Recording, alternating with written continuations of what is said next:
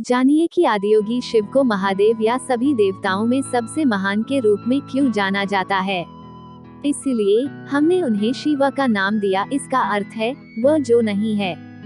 जब वह जो नहीं है कुछ या जो कुछ है बन गया, तो हमने उस आयाम को ब्रह्म कहा। शिव को यह नाम इसलिए दिया गया क्योंकि उन्होंने एक तरीका, एक विधि बताई, सिर्फ एक नहीं बल्कि हर संभव तरीका बताया कि चरम मुक्ति को कैसे पाएं, जिसका अर्थ है कुछ से कुछ नहीं तक जाना।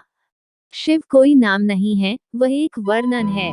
जैसे यह कहना कि कोई डॉक्टर है, वकील है या इंजीनियर है, हम कहते हैं कि वह शिव हैं, जीवन को शून्य बनाने वाले। इसे जीवन के विनाशकर्ता के रूप में थोड़ा गलत समझ लिया गया, लेकिन एक तरह से वह सही है। बात सिर्फ यह है कि जब आप विनाशकर्ता शब्द का इस्तेमाल करते हैं, तो लोग उसे कुछ बुरा समझ लेते हैं। अगर किसी ने मुक्तिदाता कहा होता तो उसे अच्छा माना जाता।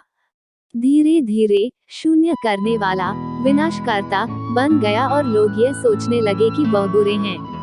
आप उन्हें कुछ भी कहिए, उन्हें कोई फर्क नहीं पड़ता। बुद्धिमानी की प्रकृति यही है।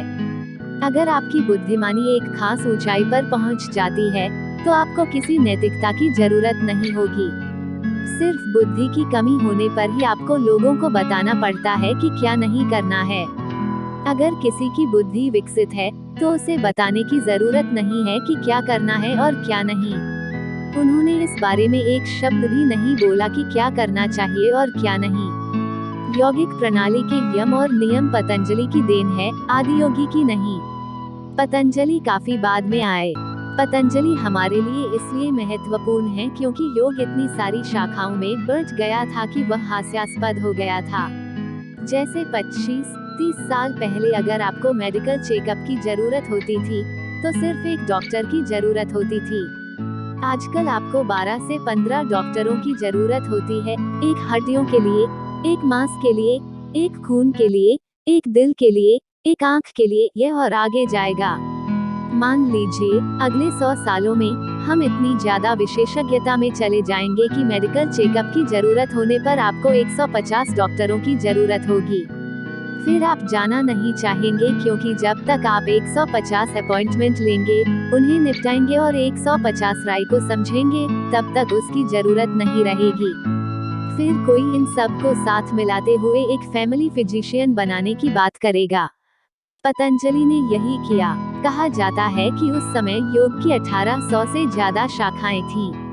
अगर आपको पूरी प्रक्रिया से गुजरना होता, तो आपको 1800 स्कूलों में सीखना पड़ता और 1800 अलग अलग योग करने पड़ते। वह अव्यावहारिक और हास्यास्पद हो गया था। इसलिए पतंजलि आए और उन्होंने उन सब को 200 सूत्रों में डालते हुए योग के सिर्फ 8 अंगों का अभ्यास करने के लिए कहा। अगर ऐसी स्थिति नहीं होती, तो पतंजलि का कोई महत्व नहीं होता। आदियोगी या शिव के साथ यह स्थिति